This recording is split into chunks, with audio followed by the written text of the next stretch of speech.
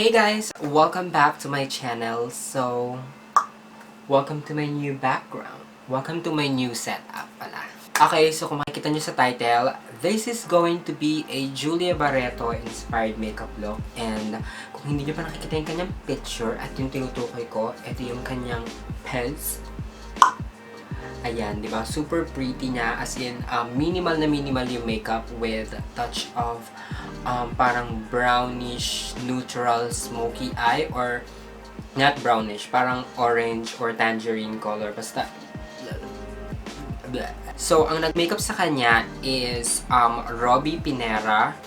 And so, enough flavoring. Umpisahan na natin tong makeup look na to dahil matagal ko na talaga itong pinlano, pero ngayon lang ako nagkaroon ng oras na mag-film. So, kung gusto niyo malaman kung paano ko nga ba i-recreate ang makeup ni Julia Baretto, just keep on watching.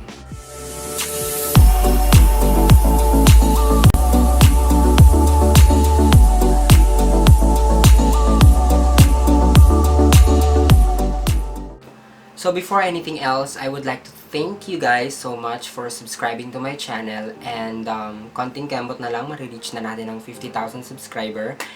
And thank you sa mga suporta nyo sa akin. Yung mga comments nyo, it means a lot to me. So, I love you all. So, yeah. Kung nag-enjoy pala kayo sa aking bagong upload na video, yung sketch kinemper look ko,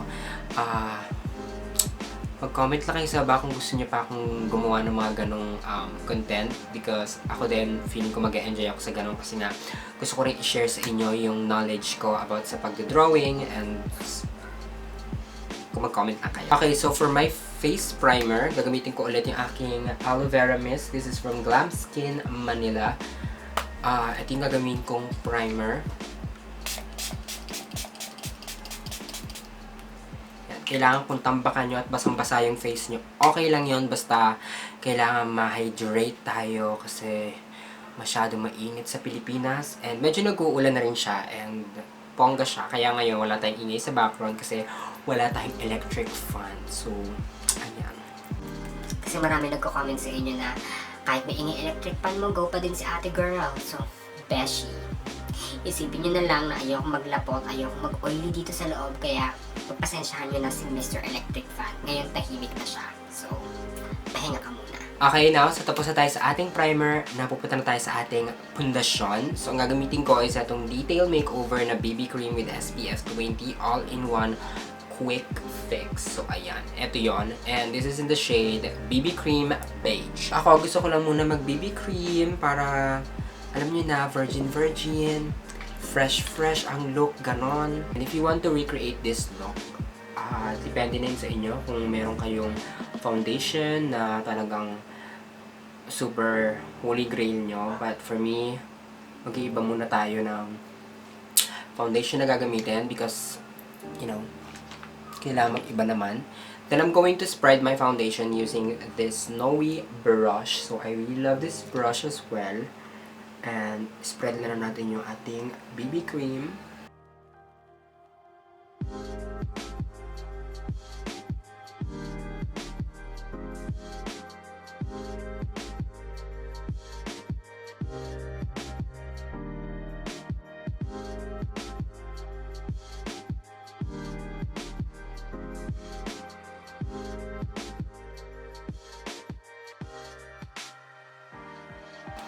Again, if you have a foundation na gustong-gusto nyo gamitin, pwede nyo siyang gamitin na hindi ko kayo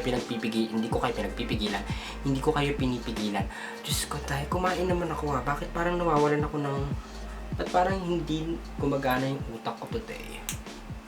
Okay, now we're done with the foundation. So, pupunta na tayo sa concealer. So, for my concealer, gagamitin ko tong H&M Light to Medium Custom Concealer Trio. Itsura niya. And meron na siyang, kasi trio siya, so tatlo na yung concealer niya. And kukuha lang ako ng shade na concealer na perfect for my skin tone. And ayoko masyado magla-light ng concealer sa ilalim ng mata kasi ewan ko, basta. Ang gamit ko palang brush is etong Jess Up Accuracy Flat Angled in 088.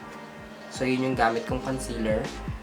And sa mga natatanong pala sa inyo kung saan galing yung mga brushes ko, Hindi ko siya binibili online. Hindi ko siya binibili sa Lazada at sa Shopee. Kasi meron tayong friend na ate mo girl na nagbebenta ng mga dress-up brushes. And super affordable niya, but the quality is really good. As in.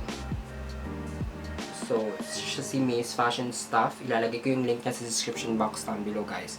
Check niyo yung mga binibenta niyang brushes and also the Delancey palette. Super worth it yon. So, you need to check that out.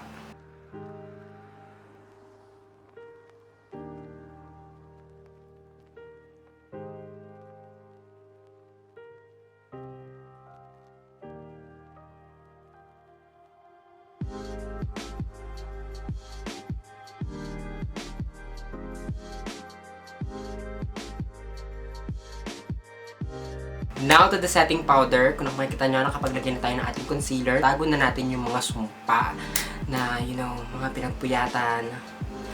Binigyan ng mga hinanakit, ganun. So, na-cover na natin siya and fresh na tayo. Kung makikita nyo, super like minimal and dewy looking yung ating face. So, we need to set that out. Pero gusto ko pa rin magstay yung dewiness sa aking face. So, gagamitin ko tong bagong Skinpotions. This is their first ever loose powder. So, ito, I have 3 powders here. So, to set my under eye area, I'm going to use this Skinpotions Glow Dust in the shade Extra. So, kung makikita nyo, ayan yung itsura niya. And first time ko lang talaga siyang gagamitin. So, I can't wait na matry siya. Para bongga na tayo, yes. And then, ang brush na gagamitin ko dito is itong Clutz na travel brush set. So, ito yung ginagamit ko lagi. To set my under eye area. Iset na natin siya. Ooh, girl!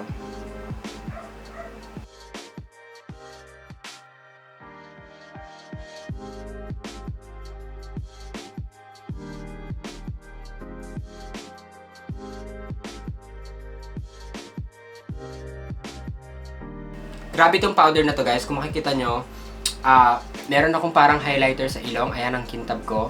Kasi meron siyang konting glow. Kaya bongga tong powder na to. If you want a parang dewiness kayong lalabas after nyo mag-makeup, kung ayaw nyo maging super matte yung face nyo, I think you need to get this one. This is the Glow Dust in the shade Extra.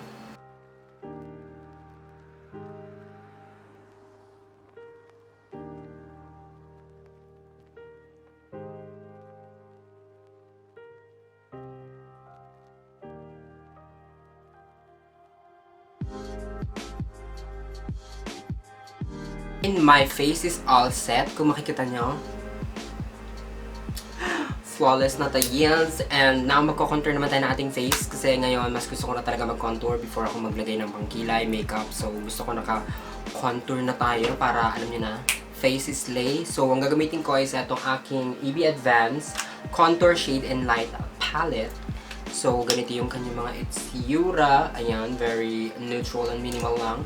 So, gagamitin ko tong shade na yung nasa gitna. Ayan, yung nasa gitna yung gagamitin ko to do some sculpting face. Gagamitin ko sa tong Jessup na Blend Contour in 109. Kailangan yung contour natin dito, guys. It's very minimal lang. Kasi since yung makita yung makeup din ni Julia, although na natatakpan ng hair niya yung contour, so meron din talaga siyang contour. Hindi mawawala ang contour sa makeup.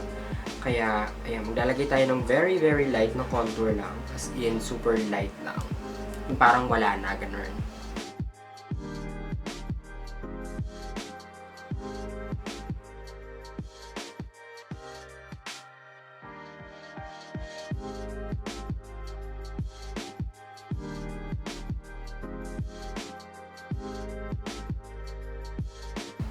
Okay, so ayan, tapos na tayo mag-contour. Then, ika-cut ko muna kayo, mag-film muna ako ng aking kilay because I'm gonna do a brow review sa isang product. So, kung gusto niyo makita yon, ilalagay ko yung link na sa description box down below. O hindi ko alam kung sino yung una ma-upload.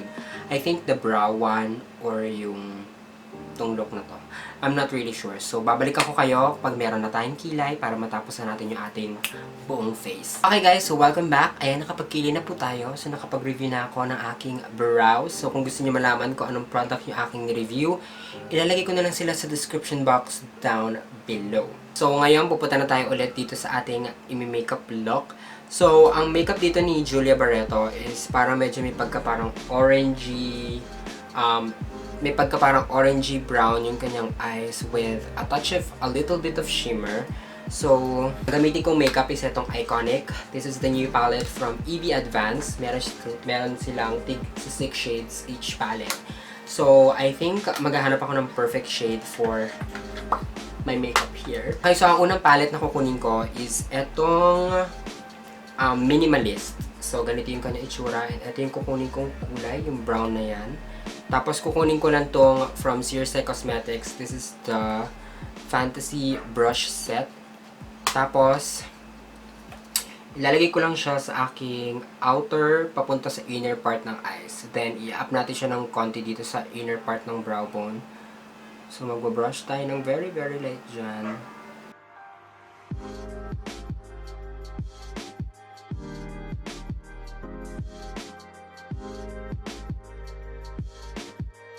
This one is a safe color. Pwede kayong mag-build up ng kulay.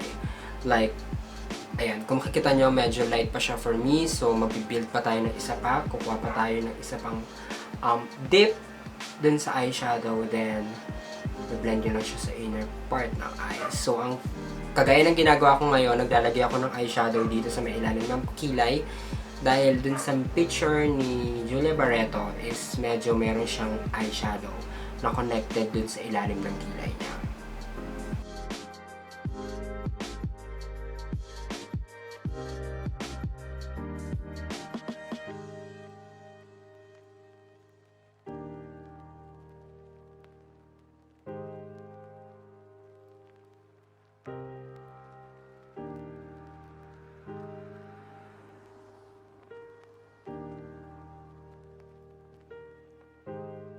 Okay, next one is kukunin ko tong palette na mixed metals. So, ganito yung kanya itsura. Then, kukunin ko tong shade na to, yung nasa unahan. Eto guys, super konti lang dapat yung gagamitin nyo nito. Kasi lalagay lang natin siya dito sa full lids natin. So, konting-konti lang. By the way, I'm using the A-list brush. Ayan, ilalagay ko lang siya dyan.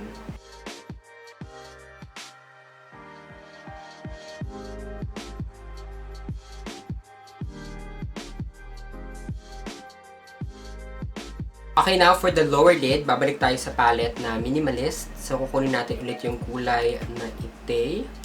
Gamit ko namang brush is from Just Up na Short Shader 214 brush. Nalagay lang natin siya dito sa ilalim ng ating mga mata. And then again, don't forget to blend that out. So, kailangan natin i-blend ng maayos yung eyeshadow para wala tayong chika, walang chismis, ganun.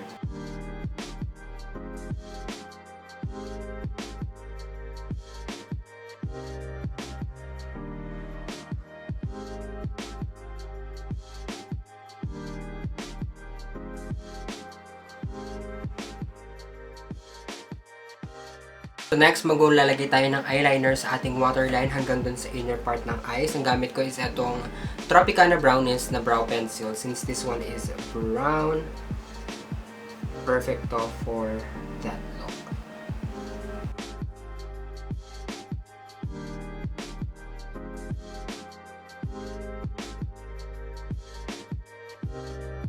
Okay, now, kukunin natin yung ating dark eyeshadow dito. So, I think I'll go for the EyeCONIC na Jackpot. Ito yung kukunin kong kulay, yung medyo dark. Since parang medyo may eyeliner si Julia doon sa top ng kanyang eyes. And hindi tayo gagamit nun. So, I think I'll go for the eyeshadow na lang. Tapos, ilalagay lang natin siya dito. Ilaline lang natin siya dyan. Para magkakaroon tayo ng konting, kunyari, eyeliner, ganun.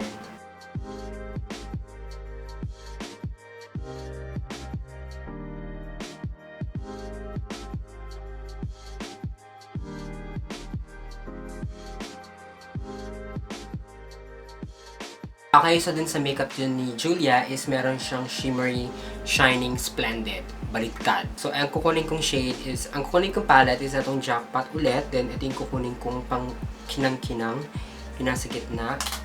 Tapos, kukuha na ako ng malinis na brush. Saka ko na siya ipapatong dito sa gitna. Ayan, sa center ng eyes natin. Since,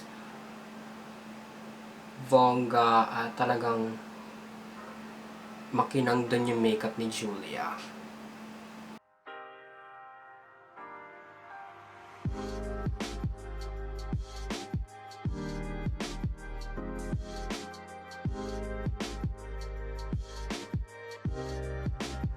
Okay, so for my mascara, gagamitin ko tong Lashline Waterproof Lengthening and Volumizing from Detail Makeover.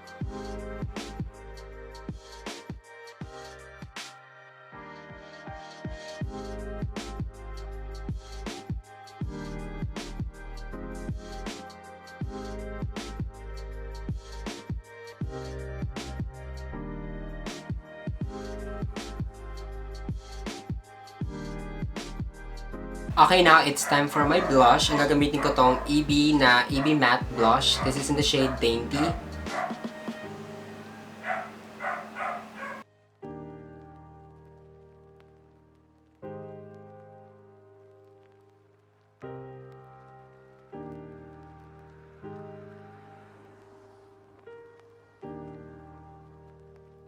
Okay, for my lashes, maglalagay lang ako. This one is from Gree Shop. So, ganito kadami yung kanyang lashes. And I think I'll go for the neutral one. So, maglalagay lang ako. Then, I will be right back to you guys para sa ating highlighter and also the lipstick. Ayan, meron na tayong lashes. For the lipstick, ang gagamitin ko is itong Colourette Cosmetics Colourtint. This is in the shade Dione. Since ito lang naman yung perfect shade at malapit na malapit din sa lipstick ni Julia natin.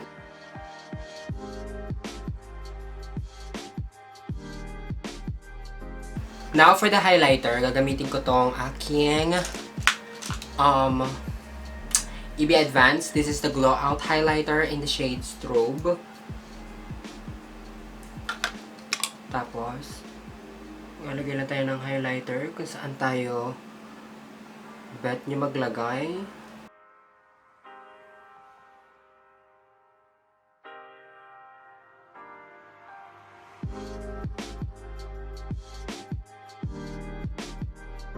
Okay guys, so maglalagay lang ako ng wig, then I will be right back to you guys para sa ating final aura.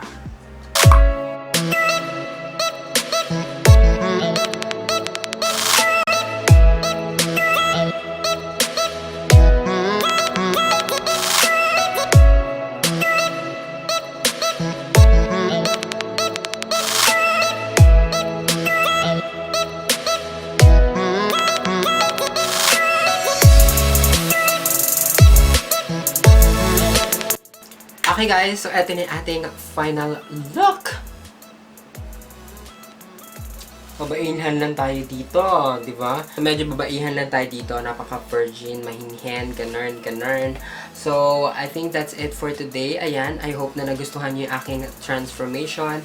And so, this one is really like minimal makeup lang talaga siya, as in. Pwede nyo siya pang everyday, pupunta kayo ng mall, pupunta kayo ng grocery, pupunta kayo sa tindahan, bibili kayo ng suka, ganun, perfect tong makeup na to, ganun. Really love the outcome look nung natapos ko siyang gawin at nung naglagay ako ng wig, super fresh, as in, walang halong biro. So, yes, that is for today's video. I hope you guys enjoyed this. Thank you guys so much for watching, and don't forget to follow me all of my social media accounts. Ilalagay ko na lang yung link namin sa description box down below. And don't forget to click the notification bell sa gilid ng subscribe button para every time na mag-upload ako, is mana-notified kayo. So I think that's it for today. I love you all and see you guys next time on my next video. Bye!